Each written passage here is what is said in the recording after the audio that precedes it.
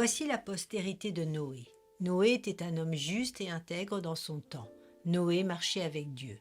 Genèse chapitre 6, verset 9.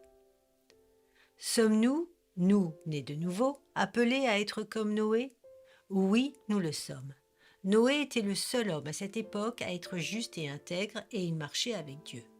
Seul contre tous, il marchait avec Dieu et cela lui fut compté comme grâce, non seulement pour lui et sa famille, mais pour toute l'humanité qui suivit. Noé est le témoignage de ce qu'est une vie de disciple de Dieu. Une vie juste, intègre et marchant avec Dieu dans un monde hostile et ténébreux à outrance. Voilà ce qui plaît à Dieu et surtout ce qui lui prouve notre amour. Faire ses commandements. Et faire les commandements de Dieu, c'est marcher à contre-courant, mourir à nous-mêmes, vivre en esprit de sainteté. Et tout ceci comprend le fait de combattre le bon combat, d'être rejeté, moqué, insulté, persécuté, mais en compensation, le salut par grâce pour que la gloire de Dieu brille dans les ténèbres. Ce prix à payer nous promet la vie éternelle et un héritage divin dans le royaume céleste. Sans ce prix et cette nouvelle naissance, nous irons tout droit en enfer pour n'avoir pas été justes, intègres et marchant avec Dieu. La Bible déclare cela et c'est la vérité, parce qu'elle accomplit toutes ses prophéties et atteste par tous ses témoignages vécus de la conformité de sa parole. Noé ne vivait que pour l'Éternel, et il fut porteur d'une foi qui dura plus de 100 ans par la construction de son arche. Frères et sœurs, il n'y a pas de comparaison avec ce que le Seigneur a demandé à Noé et ce qu'il nous demande, et cependant combien souvent nous rechignons à la tâche.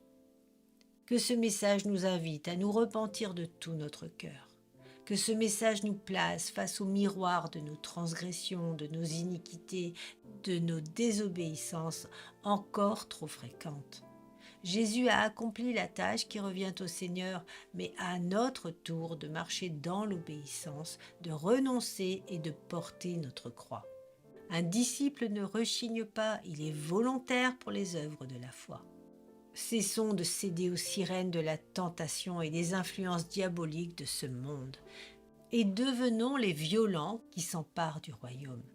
Le temps est venu, dans ce monde rempli de haine et de violence, d'être des Noé et de préparer l'arche en Christ.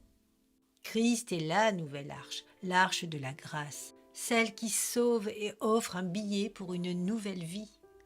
Proclamons la bonne nouvelle.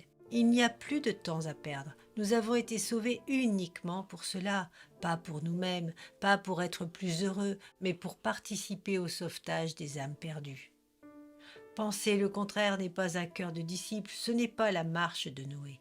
Réveille-toi, peuple qui dort, et porte le drapeau de la victoire qui se nourrit de l'obéissance à la parole de Dieu en esprit. Le Seigneur nous le rappelle dans Matthieu 6, 33. Cherchez premièrement le royaume et la justice de Dieu, et toutes ces choses vous seront données par-dessus. Puis il nous donne, comme pour Noé, sa feuille de route dans Matthieu 28. Allez, faites de toutes les nations des disciples, les baptisant au nom du Père, du Fils et du Saint-Esprit, et enseignez-leur à observer tout ce que je vous ai prescrit. Et voici, je suis avec vous tous les jours jusqu'à la fin du monde. Il ne faut pas être obligatoirement évangéliste pour cela. Sois le témoin de la droiture et de l'intégrité. Marche dans les pas de Jésus et il agira avec puissance et grâce.